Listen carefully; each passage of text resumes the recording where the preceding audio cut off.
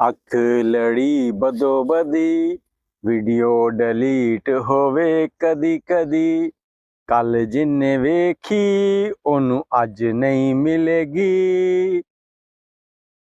अस्सलाम वालेकुम, कैसे हैं जी आप लोग। मैं हूं अदनान और आज एक बहुत ही अजीब सी स्टोरी आपके साथ शेयर कर रहे हैं कि पाकिस्तानी अवाम पता नहीं क्या सुनना चाहती है। हमारे यहाँ चाहत फ़तेह अली खान साहब, जिन्होंने बहुत काम किए, पहले वो क्रिकेटर भी रहे, फिर यूके चले गए, वहाँ पे वो एक प्रोफेसर भी रहे कहीं पर, और डबल नेशनैलिटी होल्डर हैं। पहले कुछ खबरें आई, उनकी जो मॉडल थी बदोबदी गाने के अंदर, उसने कुछ क्लेम किए। उन्होंने कहा जी मुझे सिर्फ 4,000 रुपये दिए इन्होंने, और मेरे दादा की उम्र के ये लगते हैं, और इन्होंने मुझे कोई मुआवजा नहीं दिया। इसके अलावा मैं इनके साथ एक्टिंग कर रही थी, फेस एक्सप्रेशन दे रही थी, सारी मेहनत मैंने की, लेकिन इन्होंने सारा पैसा जो है वो हड़प कर लिया। लेकिन चाहत फ़तेह अली खान को ऐसी नज़र लगी कि पैसा तो क्या, गाना भी उनके हाथ से गया। ये बदोबदी गाना मैडम नूरजहां के ऊपर फिल्माइज हुआ था, उनकी आवाज़ में, और बहुत ही लाजवाब इसके सुर थे, बहुत ही प्यारे अंदाज में उन्होंने गाया था। लेकिन इसके साथ ही एक और चीज़ बताता चलूँ, जो लोग कहते हैं ना कि फिल्में तो पुरानी थी जहाँ पे इस तरह के कोई काम नहीं होते थे गलत, लेकिन इस गाने को जब आप वहाँ पर देखेंगे, इसकी वीडियो देखेंगे जो नूरजहां के दौर में बना था, तो आपको लग पता जाएगा कि तब कैसे वल्गर गाने बनते थे।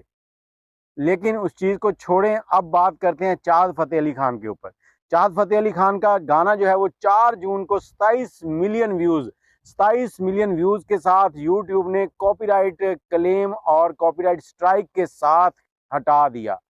चाहत फ़तेह अली खान के लिए बहुत ही बुरा दिन था ये, और चाहत फ़तेह अली खान के लिए सबसे बुरा ये था कि इसकी जितनी अर्निंग थी वो सारी जो क्लेम हो चुकी है, वो इसके ओरिजिनल मालिक जिनके पास इसकी पूरी अथॉरिटी है उनको चला गया है। जिनका ये गाना था उन्होंने इस पे स्ट्राइक दी है। लेकिन यहाँ पर मैं ये कहना चाहूँगा कि बहुत से ऐसे गाने हैं जो पाकिस्तानी हैं, लेकिन इंडियन फिल्म वालों ने उनको चुरा के अपनी फिल्मों में इस्तेमाल किया है। क्या उनको कोई स्ट्राइक नहीं जाएगी? उनके गाने क्यों डिलीट नहीं होते? क्या चाहत फ़तेह अली खान के साथ कोई स्पेशल दुश्मनी है यूट्यूब की? चाहत फ़तेह अली खान जिनको करोड़ों लोगों ने सुना, पाकिस्तान क्या हिंदुस्तान में भी उनकी मकबूलियत के झंडे गाड़ दिए गए।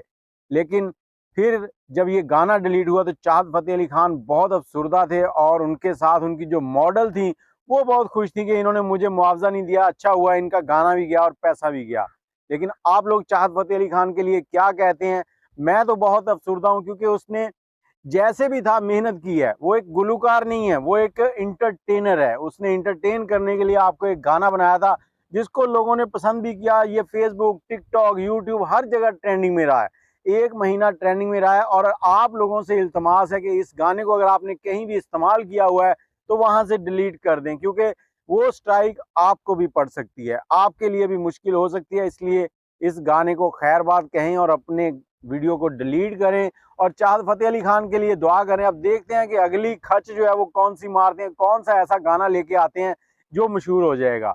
और इसके साथ ही अब दूसरी जो बात है, ईद कुर्बान आ चुकी है, और डॉक्टर अफान कैसर जो हैं उन्होंने कहा है कि ये जो मोटे मोटे जानवर होते हैं ना, जो ईद के ऊपर मंडियों में लाए जाते हैं, इनको मोटा दिखाने के लिए इनके अंदर टीके लगा के हवा भरी जाती है।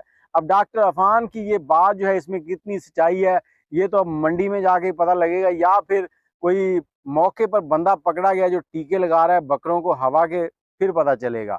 आप क्या कहते हैं इन दोनों के बारे में, चाहत फ़तेह अली खान और डॉक्टर अफान के बारे में? तो अपनी राय जो है वो कमेंट में ज़रूर दें। दुआ में याद रखिएगा। अल्लाह हाफ़िज़।